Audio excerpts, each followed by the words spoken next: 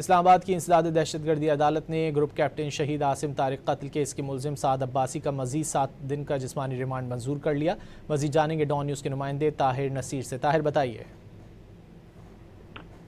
جی بالکل، دیکھیے group captain کو شہید کرنے والے ملزم سعد عباسی کو 7 دن کی جسمانی ریمانڈ مکمل ہونے پر آج عدالت میں پیش کیا گیا۔ ملزم کو انسداد دہشت گردی عدالت کے جج ابوالحسن ذوالقرنین کی عدالت میں پیش کیا گیا، جبکہ پروسیکیوٹر راجہ نوید حسین کیانی بھی عدالت میں پیش ہوئے۔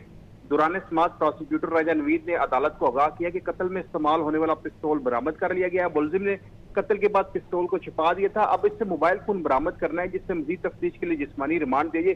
پروسیکیوشن کی جانب سے 15 دن کے جسمانی ریمانڈ کی استدعا کی گئی تھی، تاہم بعد عدالت نے ملزم سعد عباسی کا مزید 7 دن کا جسمانی ریمانڈ منظور کر لیا اور عدالت نے ملزم کو دوبارہ 3 اگست کو پیش کرنے کا حکم دیا ہے۔ پروسیکیوشن کی جانب سے جو 15 دن کے جسمانی ریمانڈ کی استدعا اس کو مسترد کر کے صرف 7 روز کا جسمانی ریمانڈ منظور کیا گیا اور 3 اگست کو دوبارہ ملزم کو عدالت پیش کرنے کا حکم دیا گیا ہے۔ جی بہت شکریہ طاہر نصیر ان تفصیلات کے لیے۔